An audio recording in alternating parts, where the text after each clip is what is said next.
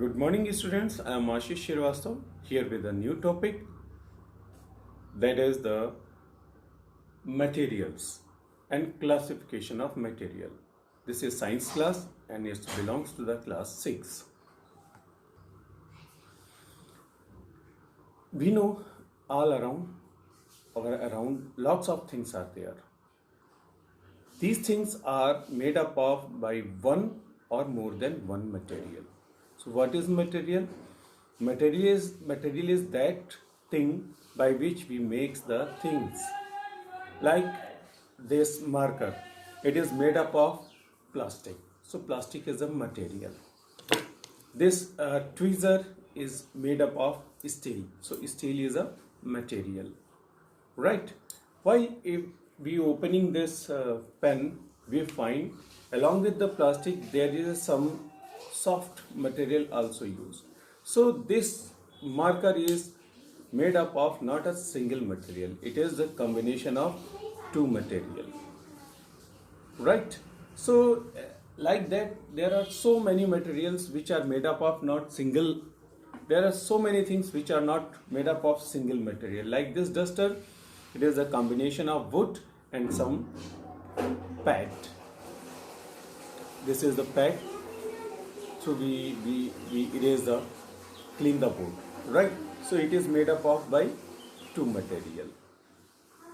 And here if we talk about this tweezer, it is made up of only single material, that is steel.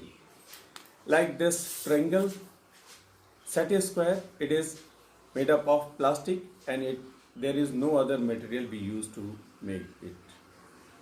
So these examples tell us that the things are what we are using can be made up of by single material or more than two materials.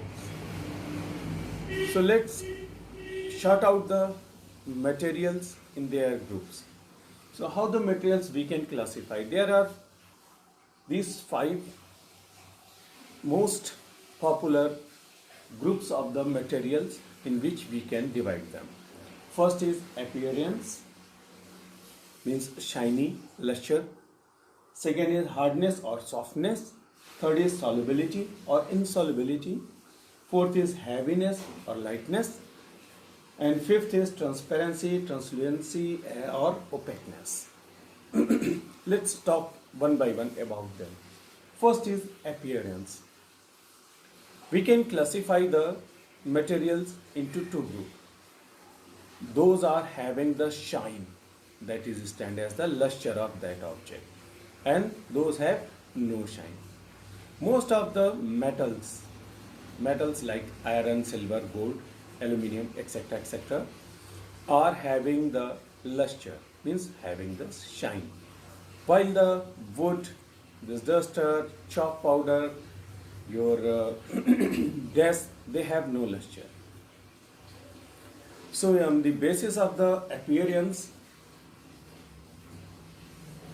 some material have the lusters, some have no luster. Those have the luster are known as the lustrous materials. Diamond is the most lustrous thing or material that found on the earth, and it is the hardest material also. One thing you should keep in your mind, diamond is not a metal. All the metal, whatever it is, have the shine and have the luster. Along with the metals, some other non-metals are also, those have the luster, like the iodine. If you make a layer of iodine on any object, so that part of the object starts shine. So iodine is not a metal, but it have the lustrous property, right guys? And other objects, those have no shine, are not lustrous. Second group is hardness or softness. All around the things which we used in daily life, some are very soft, some are very hard. Like that, if I am showing you this handkerchief, it is very soft in touch, while this duster is very hard in touch. This part of the duster is also very soft. It is harder more than this wood. This steel is hardest more than this wood. So in such way, some materials are very hard and some are very soft. Most of all the metals are very hard, but few metals are there, those are very soft, like the gold, silver, mercury. These are very soft materials, while some non-metals are also very hard and very soft. Your chalk powder is very soft, right?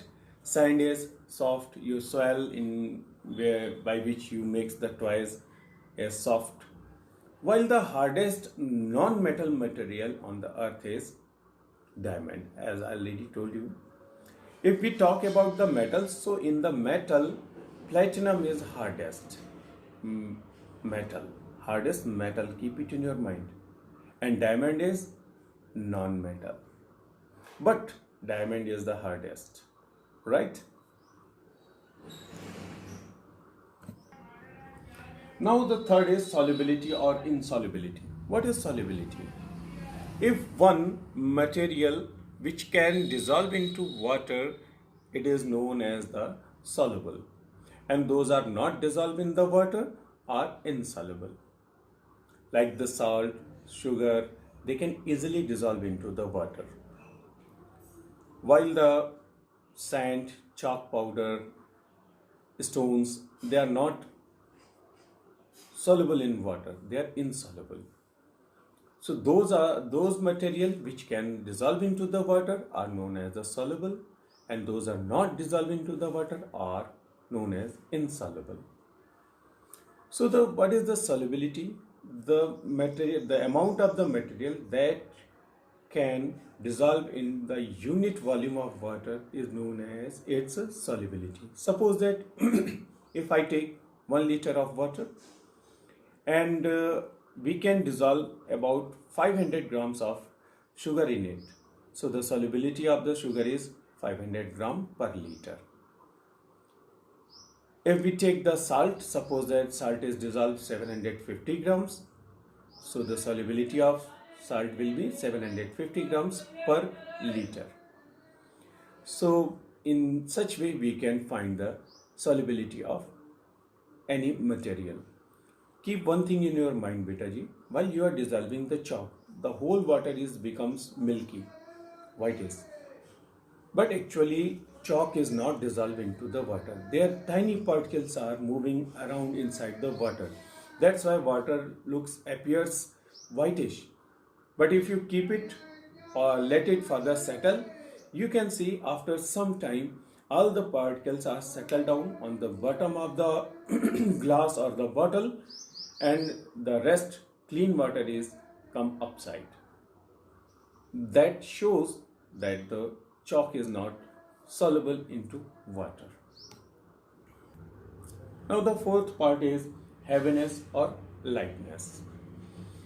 So guys, have you seen some materials are sink into the water while the some are floating over the water? We will take the water as the scale, right? So if you put an iron nail, it can sink into the water.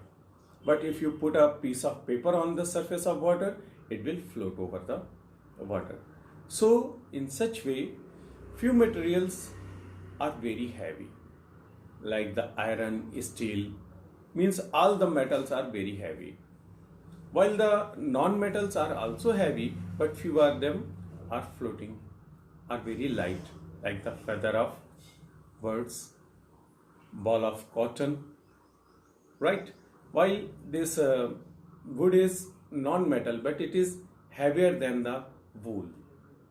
So wool is lighter and this wood is heavier. If we compare this wood with the iron, then it is heavier than the wood, because wood is floating over the water while this iron is sink into the water. So in such way we can divide the materials as the heavy or the light. So you can also take do some experiment at your home, collect few things and start to put them into the water. So the result that comes into your knowledge, by which you can tell which is heavier and which is the lighter. And the last is transparency, translucency or opaqueness. The material by which we can see clearly through them, like I am using this glass. So through the glass I am able to visible all the things clearly. So this glass is transparent.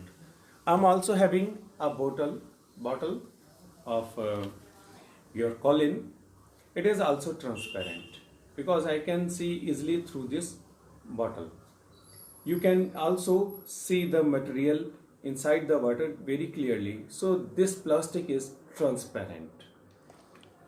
While if I use this plastic or this set square, you can see my face is not clearly visible through it. So we can see, but we can see blurred image. So if you get the blurred image, so the material is translucent. Such kind of the materials are translucent. Like the butter paper also, right? You can also make some translucent object at your home. For example, take a piece of paper, light paper. You should use the light paper. Then the result will be very good. Apply some oil on it. It may be your ghee or usually the oil you are used in cooking. Put it over the paper. In such way your paper becomes translucent. Either paper is opaque because the few materials are there by which we cannot see the things very clearly. Through this duster I cannot see the things very clearly, so this duster is opaque. Or either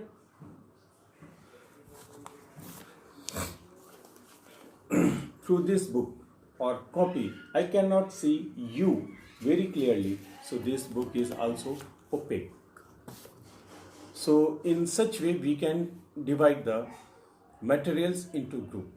But one thing better, all these properties, along with these properties, we also divided the materials into two main groups, that are metals and non-metals. So keep these things in your mind and it will be easy to you to learn the properties. So that's all for today, guys. I will send your work on app and you will finish your work by today. Thank you and have a nice time.